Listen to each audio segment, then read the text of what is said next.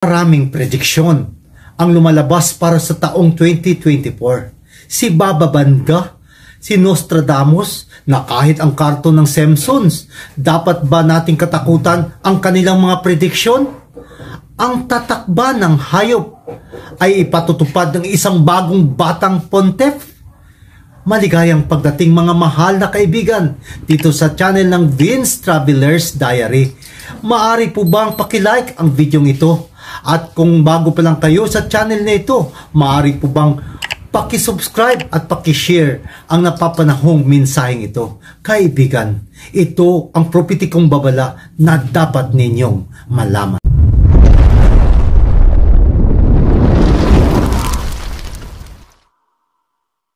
Daniel 2:28, ngunit mayroon pong isang Diyos sa langit na naghahayag ng mga lihim at kung ano ang mangyayari sa hinaharap. Si Baba Vanga ay isang babaeng manghuhula sa Bulgaria. Siya ay nabulag noong siya ay 12 taong gulang pa lamang. Siya ay namatay noong August 11, 1996. Ngunit ang kanyang mga prediction ay hanggang 5079. Maraming taon nang nakalipas nang siya ay mamatay. Ngunit ang kanyang mga hula ay pinagkatiwalaan ng milyong mga tao. Naritong ilan sa kanyang mga kahanga ang mga hula para sa 2024. Maraming nanghuhula ng ikatlong templo ay itatayo ngayong 2024. Ngayon, ang Abrahamic Temple sa Abu Dhabi ay siyang magiging punong tanggapan ng New World Order at ang Antikristo ang siyang maninirahan doon. Euronews.com, ang maalamat na hinulaan ni Baba Vanga ang EU terrorist attack at ang pagpaslang kay Pangulong Putin. Si Putin bilang isang maimpluwensyang pinuno ng bansang Russia ay sumailalim sa mga pagtatangkang pagpatay ng ilang beses. Ngunit si Baba Vanga ay may pangitain na di umano'y si Vladimir Putin ay papatayin ng isang tao na nagmula sa kanyang bansa sa susunod na taon. Ang pangalawa, ang biological attack. Binalaan din niya na madagdagan ng mga pag-atake ng mga terorista sa Europa na iminumungkahi na gagawin ng isang malaking bansa na magsasagawa ng biological weapon test, isang cyber attack. Sinasabi na magkakaroon ng pagtaas ng cyber attacks, mga makabagong mga hackers na ang target ay ang mga mahalagang infrastruktura tulad ng power grids, mga bangko na maglalagay ng banta sa mga pambansang seguridad. Ang mga tao sa buong mundo ay patuloy na maglalagay ng kanilang taimtim na pananampalataya sa kanya. Dapat ka bang matakot sa mga hulang ito para sa taong 2024?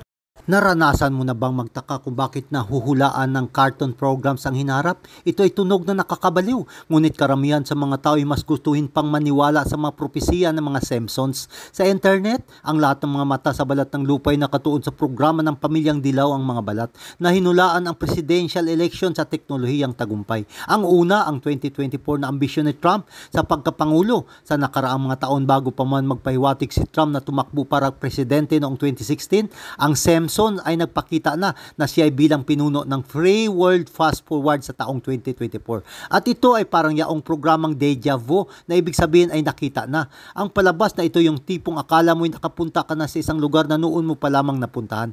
Na tila may ipinapahiwatig sa iba na si Trump ay tatakbo sa 2024. Ito ay tulad na mayroon silang isang hotline na isang bagay sa hinaharap.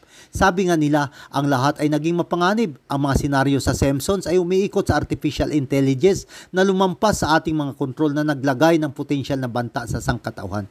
Inihayag ni Simpsons ang hinaharap kung saan papunta ang AI sa paglikha ng kaguluhan at takot. Isang dating executive ng Google ay nagsabi na ang mga mananaliksik ng AI ay lumilikha ng isang Diyos. Si Mo Gaudat ay naniniwala ng singularidad ay parating at ang AI ay magdudulot ng seryosong banta sa sangkatauhan na aking sinipi at bigla kong napagtanto na ito'y nakakatakot talaga. Sinabi pa nito, ako'y ganap na napatigil. Ang katotohanan, dagdag pa niya, nilikha natin ang hindi maiwasang kapanganakan ng isang mapaghiganting AI na Diyos. Si Nostradamus ay isang Francis na astrologo at manggagamot noong ika-16 na siglo na ang kanyang mga propesiya ay naging tanyag noong buhay pa siya, maging pagkatapos ng kanyang kamatayan.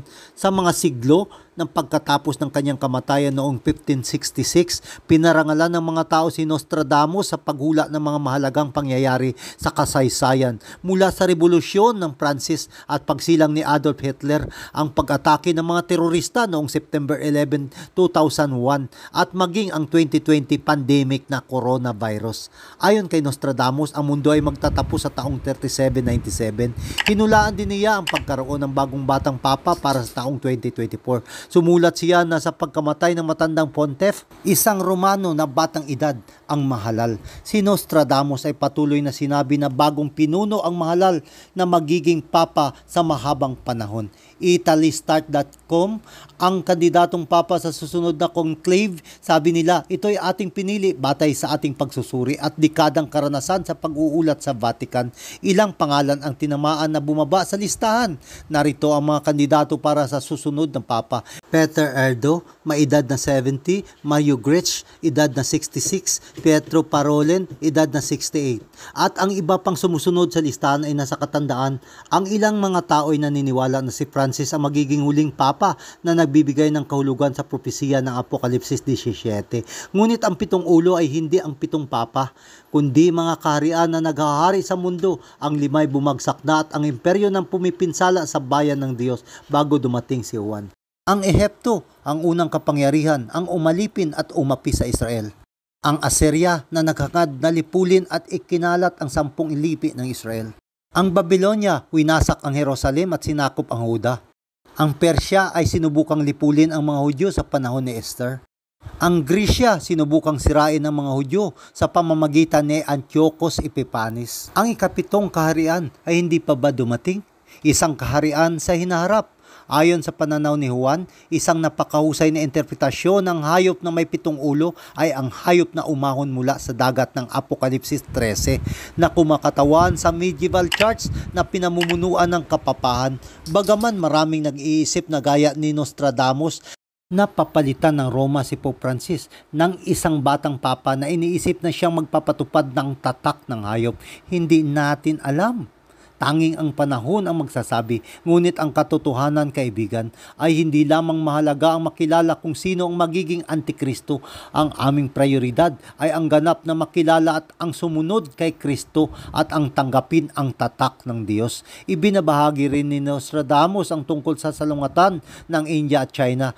Isa sa kanyang mga talata ay kanyang nabanggit ang isang pulang salungatan na madalas ay binigyan ng kahulugan na tinutukoy ay ang China, na nagdudulot ng malaking kaguluhan sa Amerika na posibleng nagpapahiwatig na Indian Ocean. Dapat ba tayong magtiwala sa mga propesiya ni Nostradamus? Anong kaibahan ng mga propesiya mula sa Biblia at mga sensational na mga propesiya? Dapat ba tayong matakot sa mga prediksyon na ito para sa 2024? Naunang Korinto 14:3, sapagkat ang nagpapahayag ng salita mula sa Diyos ay nagsasalita sa mga tao upang sila'y pagtibayin, patatagin sa kanilang mga pananampalataya at sila'y aaliwin. Ang mga propesiya ay dapat magbibigay ng pag-asa sa buhay ng mga tao. Ang mga hula mula sa Biblia, ang layunin nito ay upang pagtibayin ang mga tao habang naghihintay ng pangalawang pagdating ni Kristo, na magbibigay ng katiyakan sa katapatan ng Diyos na siya ay tumutulong maging sa anumang sitwasyon, maging sa digmaan man o tagutom. Ako bilang Kristiyano ay hindi dapat magtiwala sa mga hula ni Nostradamus, bababangga ni Simpson at marami pang iba. Bakit? Sapagkat mayroon na tayong siguradong mga salita ng hula na nagmula sa Biblia. At itong mga sensational na mga prediction ay ginawa ng dyablo upang ilayo ang mga tao sa katotohanan ng salita ng Diyos, at sa kalaunan tayo susunod sa aral ng huwad na relihiyon at sa dyablo mismo. Kaibigan, si Jesus ay kanya nang hinulaan ang mga bagay na ito, mga salot, digmaan, 2,000 taon na ang nakaraan sa Mateo 24. Hindi lang nais ng mga tao na magtiwala sa salita ng Diyos, ngunit tunay na ang propesiya ay sinadya upang bigyan ng pag-asa para sa ikalawang pagdating ni Kristo. Kaibigan, hindi ginawa ng Diyos na bigyan tayo ng espiritu ng pagkatakot, ngunit ng espiritu ng pag-ibig at pag-asa. Nais mo bang magtiwala sa Diyos? Pakisulat lang po sa inyong mga comment section. Ako ay ligtas kay Kristo. Hanggang sa muli, kaibigan, dito sa programa ng mga istorya propesiya at mga katotohanan.